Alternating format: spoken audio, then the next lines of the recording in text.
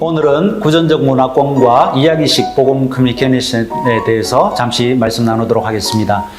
문자적 수단으로 새로운 정보를 취하고 의사소통할 수 없거나 원치 않는 사람들, 곧 구전 의사소통자들을 이 세상의 모든 문화권에서 발견할 수가 있고, 그들은 이 세상 인구의 거의 3분의 2를 형성하고 있습니다. 그들은 세상에서 일어나는 일에 대해 거의 구전적으로만 배우고 의견을 형성하며 서로 즐겁게 살아가고 있습니다. 캄보디아도 구전 의사소통자들이 다수를 차지하고 있습니다. 곧 캄보디아는 문자적인 문화이기보다는 구전적인 문화라 할 수 있습니다. 그래서 책이 적고 언어는 구체적입니다. 이것은 언어에 있어서 추상에 대해 말하기 어렵게 합니다. 사람들은 공동체 속에서 신화와 민화 같은 이야기를 듣거나 노래, 속담, 격언, 드라마, 암송, 그림 등 기억하기 쉽고 문화에 적합한 방법으로 배우고 있습니다. 따라서 선교사들이 이런 현실을 알고 구전 의사소통자들과 효과적으로 소통하기 위해서 그들의 커뮤니케이션과 학습 스타일, 기호, 사고방식, 의사결정 과정의 특성들에 대해 배우고 그에 부합하도록 메시지를 제시해야 합니다. 특히 성경 이야기를 통해서 복음을 커뮤니케이션하는 것이 얼마나 중요하고 필요한지를 인식해야 합니다. 성경의 전체 이야기를 제시하는 것은 전도에 있어서 중요한데, 성경은 하나님께서 사람과 관계를 맺은 엄청난 이야기이기 때문입니다.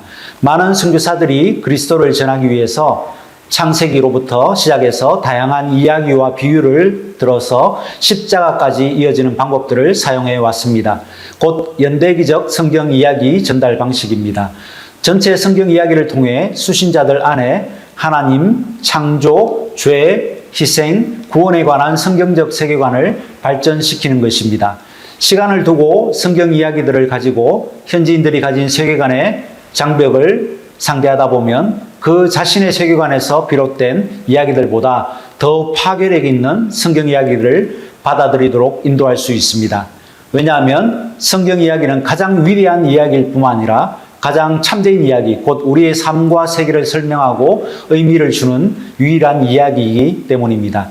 예를 들어서 전도시 성경에 있는 한 이야기를 선택합니다. 성경에는 오늘날의 삶의 문제에 대하여 통찰력을 제공하는 흥미진진한 많은 인물들과 사건이 기록되어 있습니다. 즉, 서구는 추상적인 진리를 강조하지만 성경에 나타나 있는 다양한 상황 속에, 그리고 인물들과 하나님과의 상호소통 속에 추상적 진리가 풍성히 담겨 있습니다. 특히 정령신앙을 가진 캄보디아인에게는 성경에 나타난 하나님의 능력과 치유, 축복에 대한 이야기들이 복음을 커뮤니케이션 하는데 매우 좋은 접촉점이 됩니다. 그렇기에 사람들이 만나면 이야기하는 것처럼 성경 이야기 외에 따로 서론이나 결론, 해석을 덧붙이지 말고 성경 이야기만 생동감 있게 또 흥미진진하게 그대로 들려주면 됩니다. 그런 다음 5개의 질문을 해서 사람들이 받은 은혜를 나누도록 합니다. 즉, 성경 이야기에서 어떤 부분이 좋았는가? 다른 사람이 들으면 어떤 부분을 싫어할까? 사람들에 대해서는 무엇을 배웠나? 하나님에 대해서는 무엇을 배웠나? 성경 이야기를 어떻게 적용할 것인가? 따라서 선교사는 무엇보다도 다른 모든 개별적 이야기가 공유할 수 있는 포괄적인 이야기인 바로 예수 그리스도의 이야기, 복음 이야기를 선물로 가지고 가는 이야기꾼이 되어야 합니다. 이야기하기, 스토리텔링 기술은 구전적 문화권인 캄보디아에서 사역하는 우리 선교사들이 갖춰야 할 훌륭한 도구가 될 것입니다. 이야기식 복음 커뮤니케이션을 통해 캄보디아 복음화에 진전이 있기를 기도드립니다.